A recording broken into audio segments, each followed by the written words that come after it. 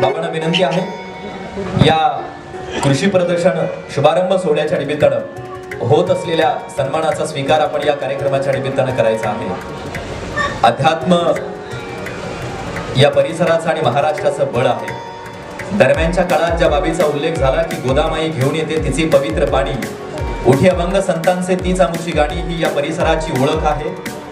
संत महंतांचा हा परिसर आहे। श्री क्षेत्र संस्थान नारायणगड महाराष्ट्राची धाकटी पंढरी आहे आणि बाबा या धाकट्या पंढरीचे महंत आहेत। अध्यात्मातून प्रबोधन बाबांच्या माध्यमातून रुजते। बाबांचं स्वागत या निमित्ताने होतंय आणि